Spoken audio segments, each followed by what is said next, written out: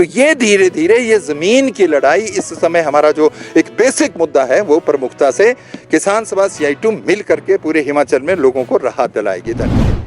हिमाचल में बारिश से हो रही तबाही के मद्देनजर शिमला के कालीबाड़ी हाल में हिमाचल किसान सभा के बैनर तले अधिवेशन हुआ, जिसमें 4 लेन निर्माण में हो रही लापरवाही और नुकसान के खिलाफ आवाज बुलंद की गई। 4 लेन निर्माण कार्य से 9 पंचायतें प्रभावित हैं। शिमला में भी वो लोग परेशान हैं जिनके घरों के आसपास 4 लेन का निर्माण हो रहा है। हिमाचल किसान सभा ने अधिकारों की लड़ाई के लिए बड़े आंदोलन की चेतावनी दी है।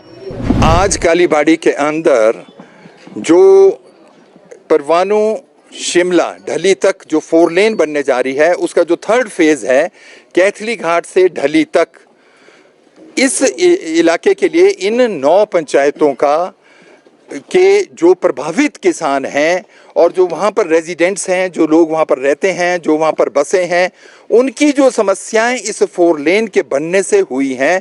उनकी तरफ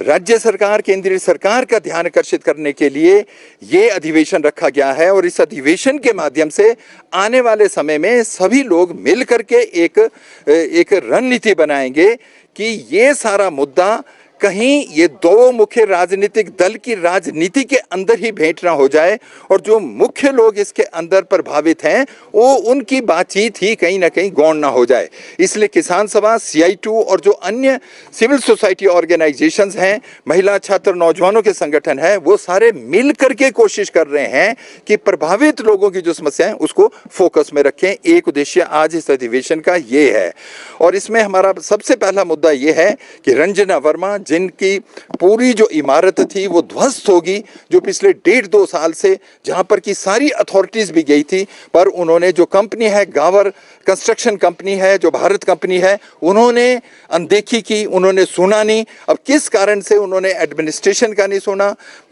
मंत्री जी का नहीं सुना और उनका एक मकान ध्वस्त हो गया। मगर साथ में जो 6 बिल्डिंग्स और हैं वो भी इस समय वहां पर स्ट्रक्चरल और नॉन स्ट्रक्चरल जो डैमेजेस हैं, डिफेक्ट्स आ चुके हैं, उसको जिस समय तक एक्सपर्ट कमेटी यस नहीं बोलती तो वो लोग उसमें नहीं रह सकते, वो इनहैबिटेबल हो गए हैं। तो उन लोगों को तुरंत राहत दिलाने के लिए हमारा एक ये सेकंड उद्देश्य है। तीसरा और महत्वपूर्ण है, इस पूरी यहाँ कैथली घाट से और ढली तक जो 9 पंचायतें आती हैं, उनके अंदर हम ये चाहते हैं कि जो उससे आसपास का जो किसान प्रभावित हुआ है, पहले उनकी ज़मीन को अधिकृत किया गया, फिर उनकी जो घासनियाँ थी, घर थे, वो प्रभावित हो रहे हैं। वैली साइड के लिए वो जो मक है, मलबा है, उसको वहाँ पर डंपिंग ग्राउंड में न डालकर वहाँ नालों में डाला जा रहा है। और जो हिल साइड है वहाँ पर जो कटिंग है वो 60 से 90% डिग्री के ऊपर हो रही है, जहाँ से हर बरसात में बर्फों में स्लिप्स आ रहे हैं और लोगों के रहने के लिए वो एरिया भी एक नॉन इनहेबिटेबल हो गया है। किसान सभा का ये मानना है और हम अब RTI से इंफॉर्मेशन लेंगे कि इस समय हिमाचल में जितने डेवलपमेंट वर्क्स के लिए जितनी रिक्विजिशन ऑफ लैंड हुई है, उससे कितना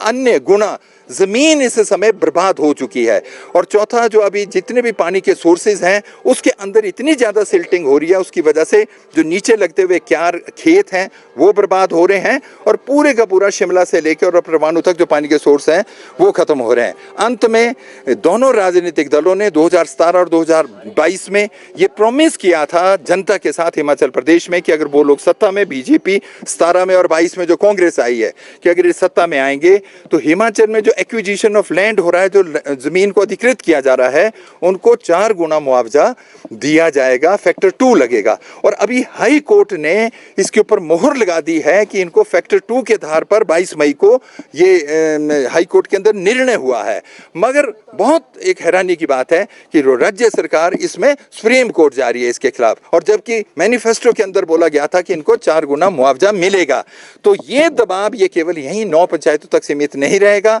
ये पूरे हिमाचल प्रदेश में जहां भी 2013-14 के बाद लैंड एक्विजिशन हो रही है,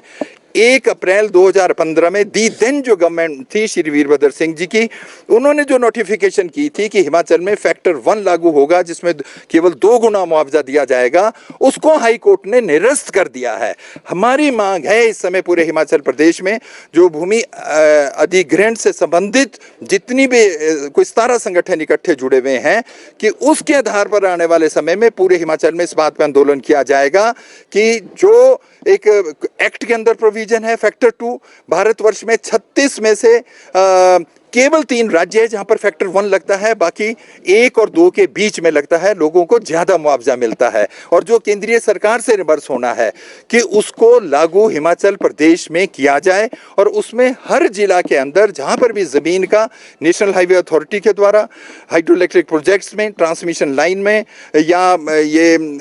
किसी भी स्तर के ऊपर ये जो एक्विजिशन हो रही है उसमें ये फार्मूला लगना चाहिए। तो ये धीरे धीरे ये जमीन की लड़ाई इस समय हमारा जो एक बेसिक मुद्दा है वो प्रमुखता से किसान सभा CI2 मिल करके पूरे हिमाचल में लोगों को राहत दिलाएगी। धन्यवाद। ठीक है।